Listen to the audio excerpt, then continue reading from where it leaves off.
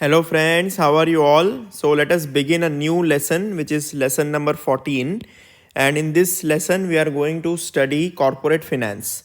Okay, so in my previous post on YouTube I have mentioned about the importance of corporate finance, why it is important, why do we need to study it for the UPSC exam, because in the past UPSC has asked questions in the prelims exam from this particular topic, and also given the current affairs that are going on, this Adani and Hindenburg report, and also the stock market which is dwindling. The economists and experts are talking about over leverage of companies.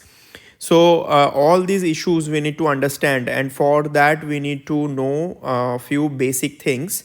So as we have been doing in this lesson series, we are understanding the basics and fundamentals of economics, so that once the basic and concepts are clear, we can answer any question. Okay, so let us begin corporate finance. In that light only, we are going. This is a very short topic. Around 3 or 4 videos will be there. So and I hope by the end of the this lesson number 14, you will be able to understand a little bit about how companies maintain their balance sheets, their income statements, what are the different things that are present there, and what is important for us. Okay, so basically corporate finance is a subfield of finance. So finance is a very vast subject and it is a subfield of that, and it deals with the following things.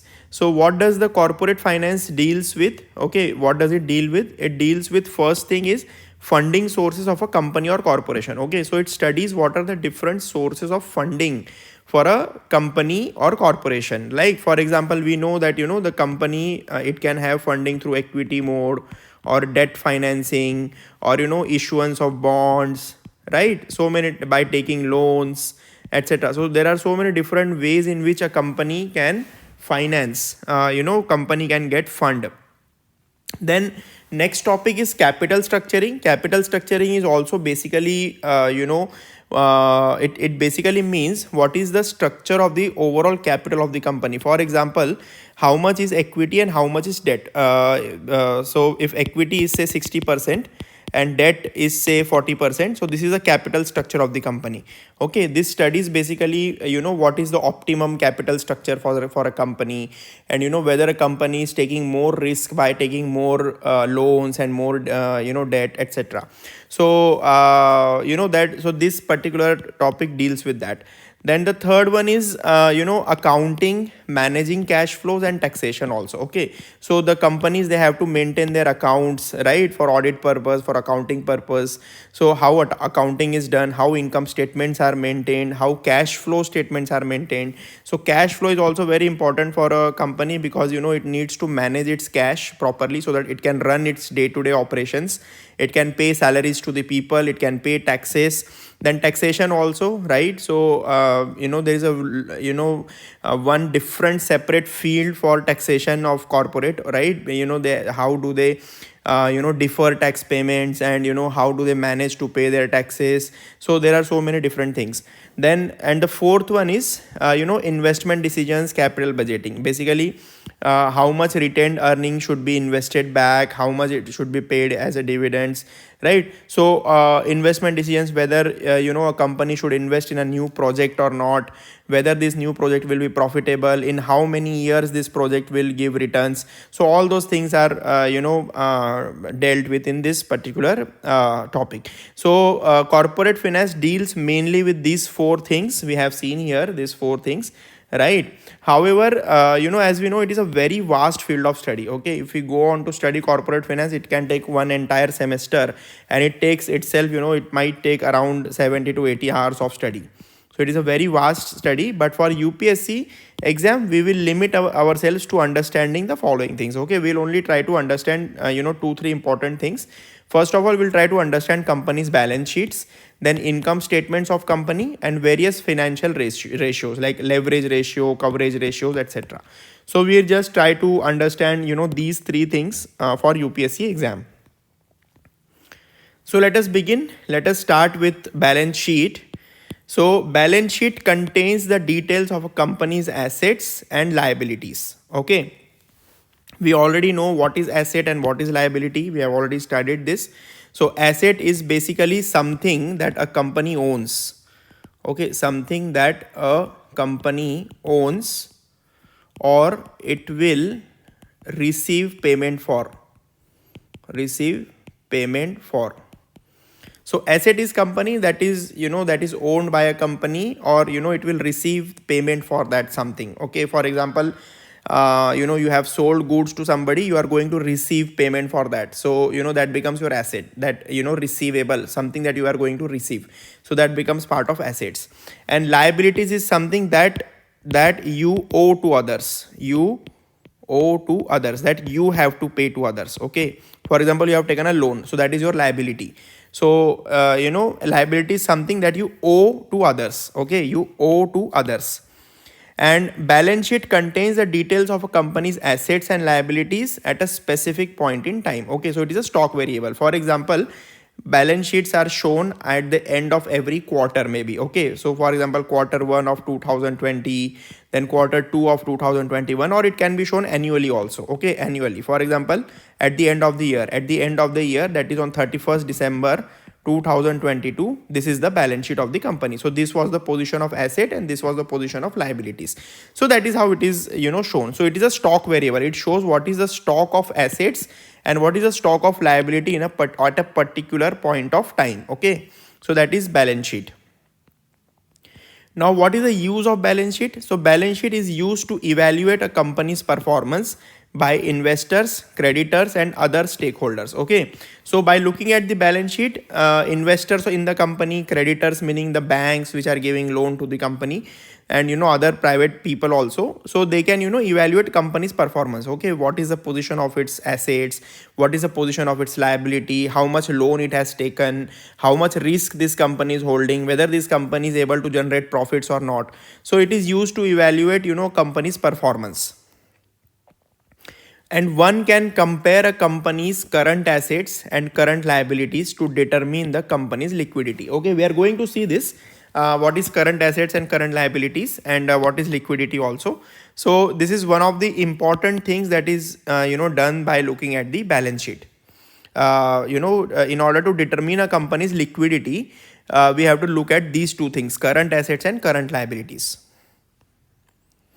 Comparing two or more balance sheets from same points, from different points in time, can also show how a business has grown. For example, there is a company ABC Corporation. So you look at the balance sheet of this company on 31st December 2021, and you also look at the balance sheet of this company at 31st December 2022. Now you can compare these two balance sheets. Okay, you can compare these two balance sheets and you can see whether this company has grown in its asset, or whether this company has taken more loan over this 1 year. So you can compare two or more balance sheet of the same company and you can see whether the business has grown or not. For creditors meaning people who are giving loan to the company. Okay, it may be banks, it may be other financial institutions, NBFCs, etc.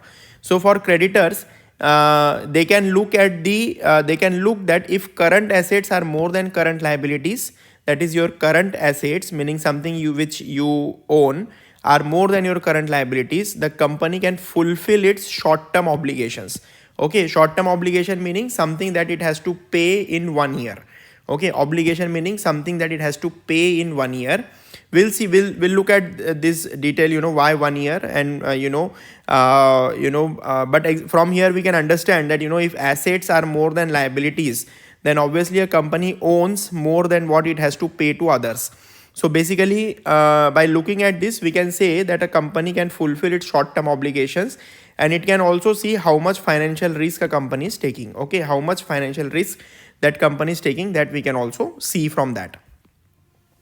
Now let us come to the balance sheet of a company. How does it look? So a balance sheet typically looks like this. So on the left side, this is the left side of balance sheet, and this is the right side of balance sheet. Okay, this is the right side, this is the left side. So on the left side of the balance sheet there are assets, and on the right side of the balance sheet there are liabilities. Okay, you always keep this in mind. Now assets are divided into basically two major categories. One is the current assets, okay, current assets, and one is the fixed assets. So I'm going to tell you what is the meaning of this current assets and fixed assets.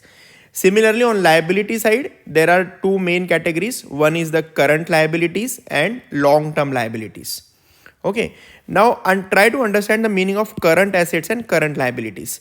Current assets mean these are the assets which a company can liquidate within 1 year, okay, meaning the company can sell these assets and get money within 1 year. Okay, it can liquidate that asset into money, actual cash, within 1 year. Similarly, current liabilities mean these are obligations meaning something that the company has to pay. These are obligations which need to be met within 1 year. Okay, so you need to pay these liabilities within 1 year. So you have 1 year to pay these liabilities. So there are two types of liabilities: one which you have to make payment within 1 year, and another which you have to pay payment in more than 1 year. So they are known as long-term liabilities. We have studied this, right? We have studied this long-term bond and short-term bond. Short-term debt financing is within 1 year, and more than 1 year is long-term debt financing. Similarly here, current assets are the assets which can be liquidated and money can be gotten in 1 year itself. And fixed assets are something which are which are fixed asset, and you can liquidate them. It will take more than 1 year time to liquidate them. So they are considered to be fixed assets.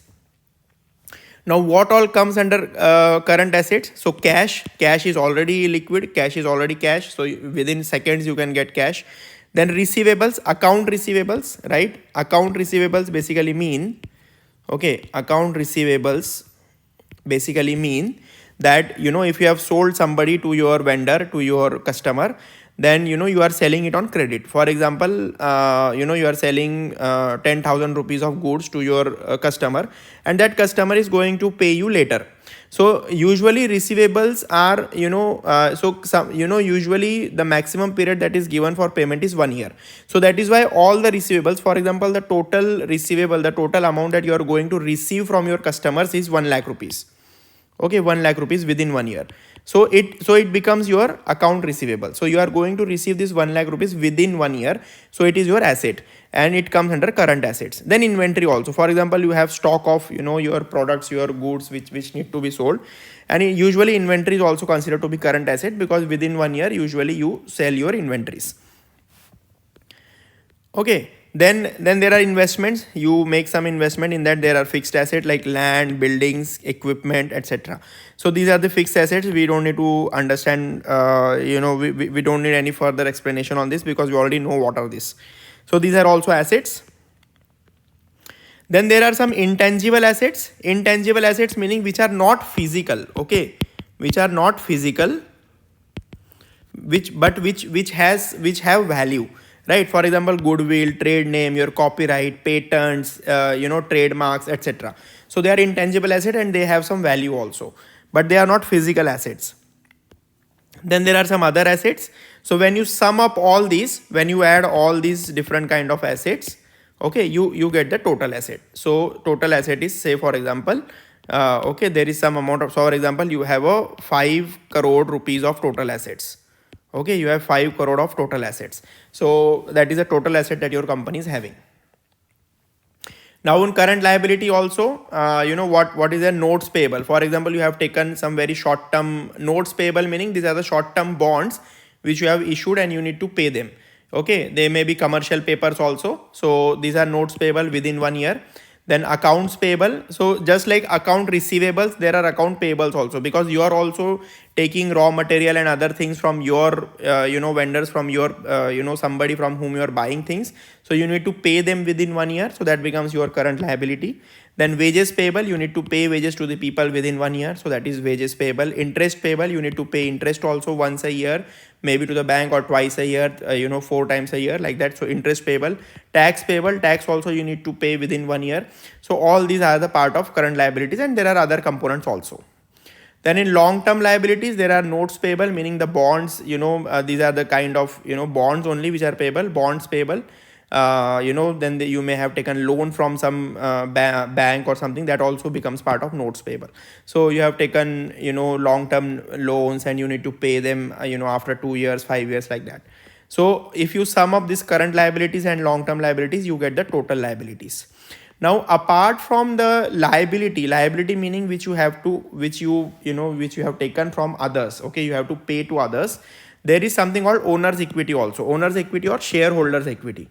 Because I have already told you this, when we were discussing financial markets. So whenever a business is started, so there is something called shareholder equity, something called equity, meaning the promoter's own money, the person who is starting the business, his own money is called equity, okay. And that is also the part of capital. So there is his own money, okay, own money, plus the liabilities that he takes from others, okay, the loans that he takes from others. So there are these two components. So owner's equity or shareholders equity is also present in the balance sheet, because that is also part of the total capital that you are having. So common stock and retained earnings, these two are the parts of shareholders equity. Common stock meaning the shares which you have issued to the common public. Retained earnings is basically the earnings which every year after profit you keep some money and you add that to the total shareholder equity, okay. You don't distribute it to the shareholders, but you keep it within the firm and you use that money for reinvestment. So that becomes a total owner's equity. Now this total liability and this total owner's equity, if you sum this up, you get the total liabilities and plus owner's equity. So always this total, so this will also become 5 crore rupees always, okay. So this will always match up, this total assets and this total liability plus owner's equity will always be the same. So that is why it is known as balance sheet.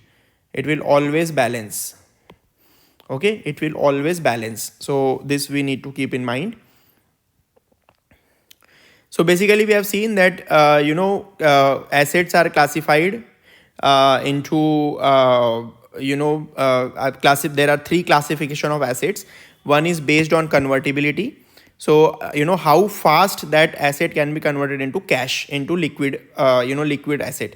So that is, there are current assets and fixed assets. So current asset can be easily converted into cash or cash equivalent within 1 year, and fixed asset can't be readily converted into cash, okay. Example of current asset is short-term deposits, marketable securities, cash, etc., and long-term securities, buildings, machinery. Then based on physical existence, there are tangible assets and intangible assets. So tangible meaning which you can see, feel and touch, okay, something physical. And intangible means which do not have physical existence. Example of tangible asset is buildings, office, supplies, equipment, etc. And intangible is patents, brands, copyrights, etc. Then based on usage, okay, based on usage also. So based on usage, assets are classified as operating assets and non-operating assets. Operating assets are which are necessary to conduct business operations. For example, machinery and equipment. These are necessary in order to conduct business operations. Then short-term and non-operating, short-term investment or marketable securities not necessary for business operation. For example, a company has invested some amount into other companies' shares. So that becomes a non-operating asset. Although that company hold that asset, but it is not used for business operation. It is just for some financial purpose, okay, just to maybe do some financial planning. They are doing that. An example is marketable securities. So this is how assets are classified. Then let us come to liabilities. How liabilities are classified. We have seen this current liability and non-current liabilities. In current liabilities, debts, obligations which have to be fulfilled within 1 year, they are short term. And in non-current, debts, obligations which for which due date is more than 1 year, these are known as long term, okay. These are the long term liabilities. We have already seen this. Assets are always equal to liabilities plus owner's equity. This we need to keep in mind, okay. Assets are always equal to liabilities plus owner's equity, right? Because owner's equity is the money that we have put, the owners of the company have put and also the shareholders of the company have put, and liability is something you have taken as loan. So obviously whenever you add these two up, they will always be equal to the asset because you have invested that money into the business. So all the assets that you are having will be, the value will be equal to your liability plus owner's equity.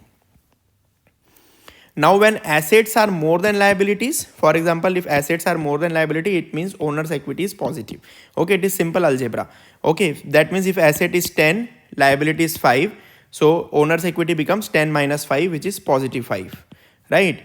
When assets are less than liabilities, okay, when your liabilities become more than assets, so owner's equity become negative. For example, if your assets are only 8 but liabilities are 10, so your owner's equity become 8 minus 10, which is minus 2.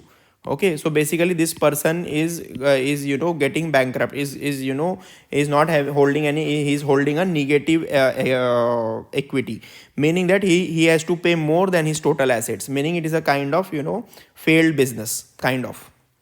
Then owner's equity represents the amount that can be handed over to shareholder after the debts have been paid off and all assets have been liquidated.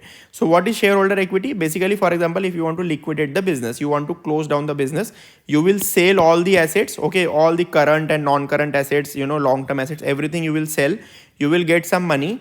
Then from that money you will pay all your debt, all your loans, etc. Whatever will be left, you have to pay to the owners. Okay, they will be given to the equity. So that's why if you remember in the financial market lesson, I had told you that whenever a company gets liquidated, first of all the debt holders, they will receive the money, they will be paid, and in the end the equity holder receive money. Okay, whatever is left they will receive. So again that point is reinforced here. And equity basically represents the net value of a company. Okay, asset minus liability is your equity, so it represents the net value of the company. It is just like the net worth of an individual. For example, when we say net worth of say Mukesh Ambani is say $20 billion, for example. Okay, $20 billion. So if this is the net worth, that means what? That means that his assets minus the loan that he has taken. So his assets minus his loans, his liabilities is 20 billion. That is his net worth. Okay, so similarly net value or net worth of a company is also assets minus liability. So I hope you have understood the balance sheet and different components, what are current and non-current liabilities, what are current and non-current assets, right? Tangible and intangible assets. So after that we are going to look at income statement in the next lesson. Thank you.